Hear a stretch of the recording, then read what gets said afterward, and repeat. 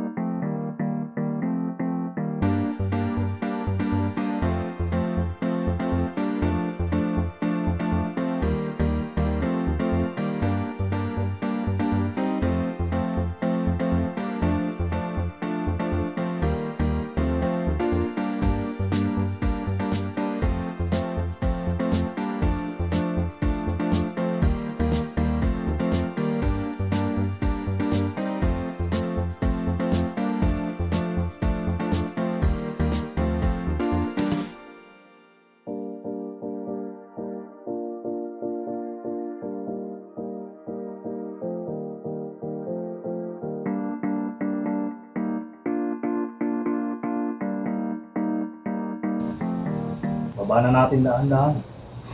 Pumasok na siya sa ibabaw.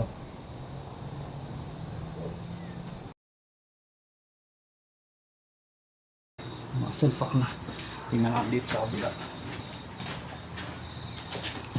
Oh, dikit na rin siya. Dikit na siya mga kabayan. Okay na. Dikit na natin. Dapat lang natin yung dalawang tornilyo. Palapatin lang natin yung makina sa bell housing. Subukan pa natin sa kabila. Yan, konti na lang. Silipin ko sa ilalim. Yan, dapat na. Konti na lang. Malambot naman siya eh. Pag iniikot ng ng spanner. Tension na mga kabayan, medyo madilim. Lumapat na. Hindi naman yung papasok. Hindi naman yan ihigpit kung ano. Kung hindi naka-align yung dowel pin, mga kabayan. May dalawang dowel pin yan. Hindi naman lalapat yan kung hindi naka-align yung dowel pin. Sa baba medyo nakabuka. Lalagyan ko na isang tornilyo. May wagang karton natin. Tingnan ko yung isang tornilyo. Abot naman dito eh. Naku, mukhang abot. Hindi siya abot. Hindi mahirap. Maisi yung kamay ko. Subukan ko ipasok ulo ko. Yan. Yan, pumasok yung tornilyo.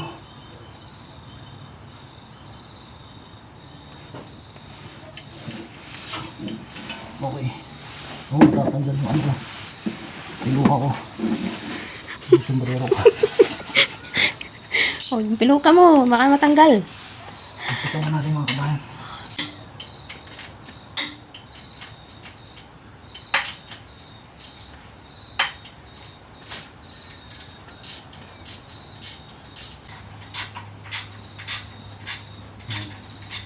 Dapat na siya rito. So, tingnan natin doon sa kabila. Okay kabayan, dapat na yung makina sa bell housing ng transmission. Baba ko na yung tatanggalin ko na yung jack ng transmission kasi tinukura ko yun. So tatanggalin ko na.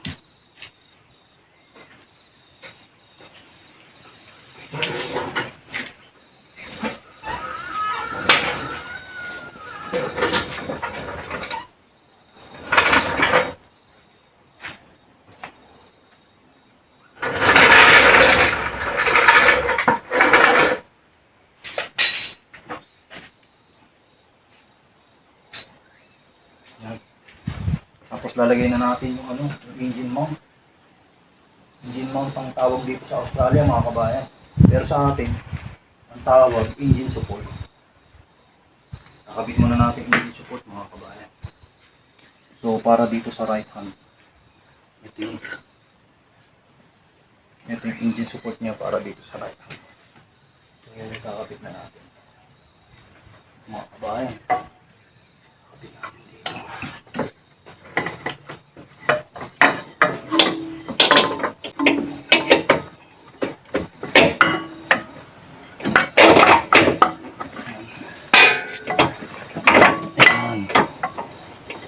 Papasok na siya. Nakabit naman natin yung kabila. Yung kaliwa bali. Itong kaliwa. Kabit na natin to mga kabayan. Engine mount. So engine support sa Pilipinas. Engine mount tawag dito sa Australia. So yun, may butas siya ron. Papasok natin yun. Shoot lang natin. Ayan, shoot na siya. May guide dyan. May guide. So tulak ko lang yung bagya para may makatikot. Ayan. So bababa ko ng konti mga kabayan yung makina. Bababa ko lang ng konti para umalayin dun sa engine mount. So siguro medyo ano siya. Papaling ko yung makina.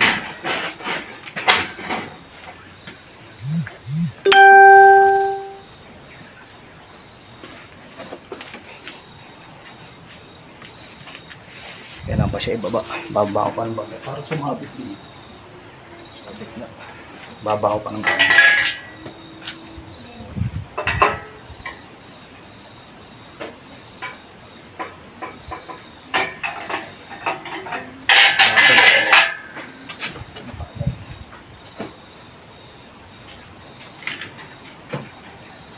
Medyo ano siya.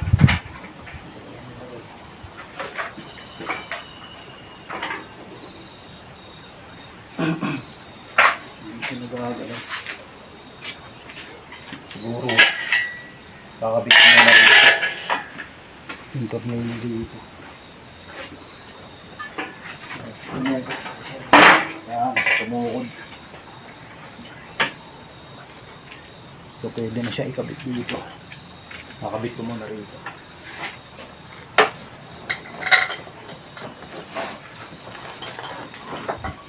Yan.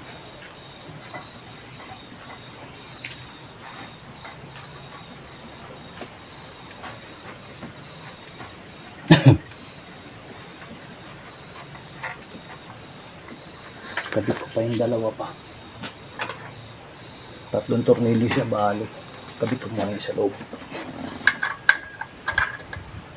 Ano yung butas?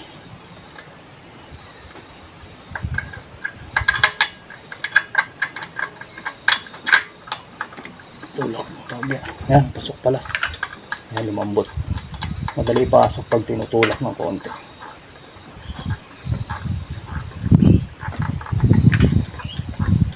Yan.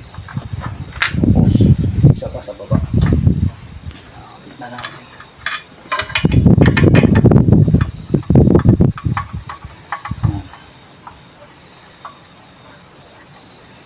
Okay, pasok siya. So, higpitan natin. Ano yung pinch? Ano ratchet natin ito? Dito, align na rin. Palapatin lang na.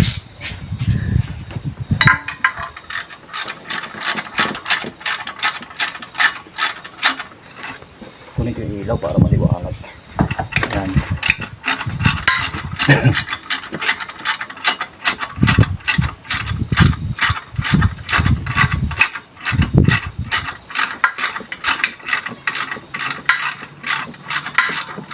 Palapatin lang natin siya mga kabayan, pero hindi muna natin yung tamang higpit lang muna. Yan. At sa taas naman kakamayin ko na lang, malambot eh. Ay hindi kaya, higpitan ko na ano, yung ratchet.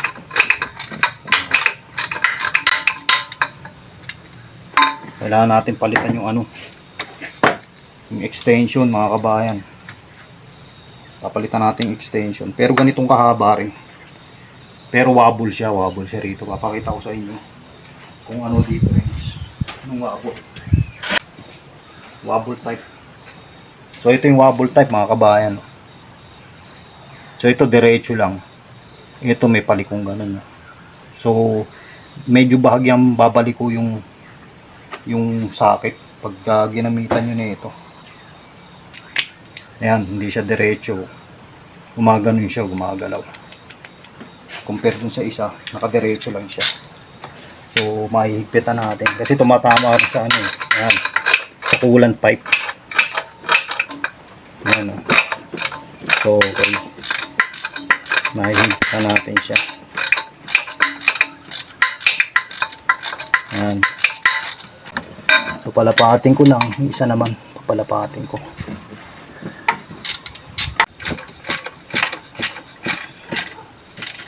Ayan. So doon naman tayo sa kabila mga kabayan. So malamang sakto na rin to. Ayan.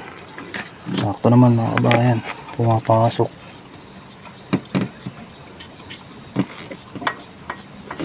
Kapit ko na yung dalawa pa.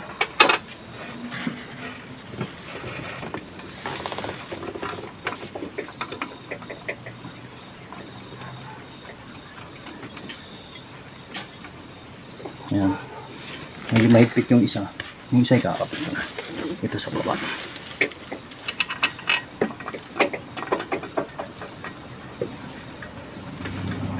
Ayan. Ito, pumapasok to. So, okay to.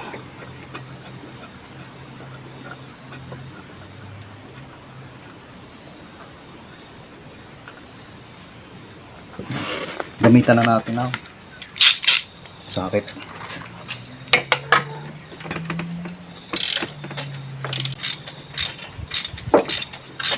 Ayan, dapat na siya.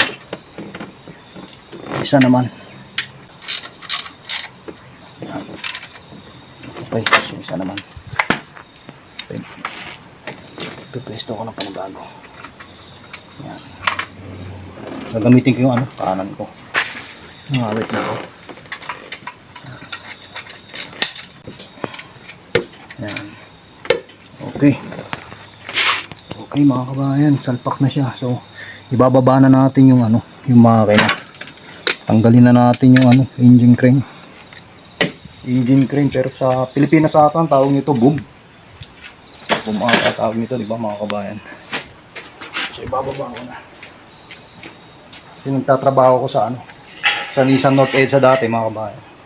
O parang boom ata tawag namin dito. Boom ko ba kung bakit boom. Yan, baba na natin. Yan. So yung bigat ng makina nasa kahan na. Nasa kahan na ng sasakyan. So pwede na natin tanggalin tong engine crane. So ginamitan ko nga rin pala nito mga kabayan, itong strap. Ratchet strap. Para patingalain ko yung makina kasi hindi siya nakatingala kanina. So pagdating na rito. Tapos sa ilong slice natin. Paborito kong slice. Siguro yung ano, yung 15 na lang tanggalin natin. Tatanggalin ko na yung pinagkabitan ko ng ano, ng kadena mga kabayan. Tatanggalin ko na, dito ko kinabit yun. So may cylinder ito. Nasubukan natin kamay. Yung tornilyo na to, papatong ko lang dito. Kailangan ata natin yan. Tanggal na. Tanggal na yung tanggal na yung kadena rito. Doon naman sa kabila. Tanggalin natin. Ito madali-dali lang kasi nasa bungad. Yung isa medyo mahirap. Tago kasi. Masikip doon. Yan. So itong tornilyo na to, iiwan ko to dito. Kailangan to eh. Para sa body ground. Ito yung ground niya mga kabayan. Nakatornilyo yan dyan. So, babalik natin yan. Iwan ko lang yung tornilyo. So, tatanggalin na natin yung ano natin. Yung kadena. Ay, okay. Tanggalin ko muna ito. So, pinagtanggalin ko.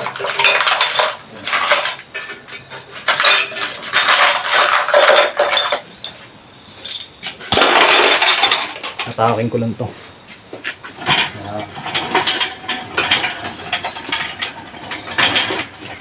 So titiklop na natin to mga kabayan. Para medyo lumuwag-luwag. I-adjust ko lang to. Yung ano. Yung arms na ito. Yung pump. Ayan, medyo kahaba lang. Ito na to. Yung lock pin niya. Tapos bababa ko na.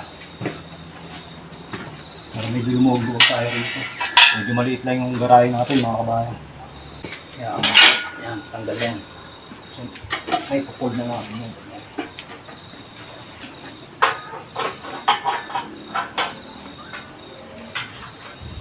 Tapos ito, tanggalin na rin natin.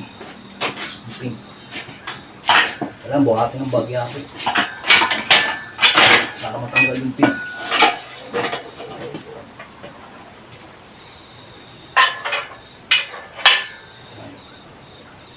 So, tanggalin ko lang itong kahoy rito. Nakulan dito. So, ito tatayo ko na. Maganda itong kahoy na ito. Malaking pakinabang nito. Okay. So, ayos. Salpak na siya mga kabayan. Mga kabayan, naikabit ko na yung outer parts na related sa makina dito sa sasakyan na ito. Change oil ko na rin. Pinalitan ko na rin ng oil filter. Andito yung oil filter niya mga kabayan. Dito sa ibabaw. Etong oil filter na to. Yan, ito. Tapos, ang nilagay ko muna, tubig muna. Hindi ko muna nilagyan ng coolant. Baka kasi may leak. So, kung sakali may leak, i-repair ko muna para hindi masayang yung coolant. Kaya, tubig muna yung nilagay ko.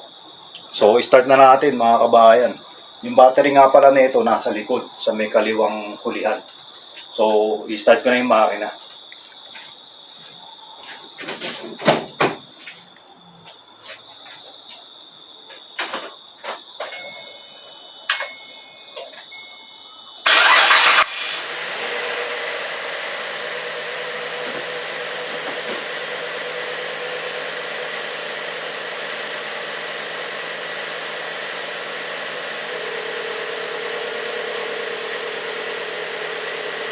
Mapalag pa siya kabayan kasi medyo matagal hindi napaanda. Silipin lang natin sa ilalim kung mayroong oil leak. Okay naman mga kabayan, wala naman siyang oil leak. So naipitan ko yung sa plug.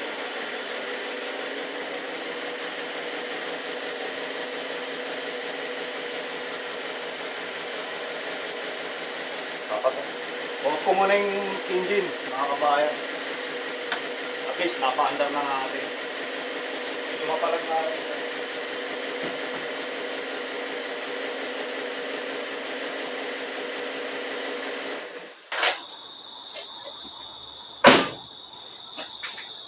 So, ganun lang yung pagkakabit ng makina. Medyo challenging. Medyo mahirap. Tiyagaan lang talaga. Kailangan din natin talaga nito. Nung engine crane.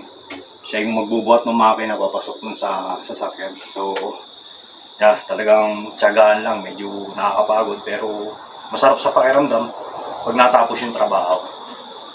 So, hanggang sa muli mga kabayan. Maraming salamat. Please like, subscribe, and comment mga kabayan. Kita-kits ulit sa susunod na vlog. Salamat!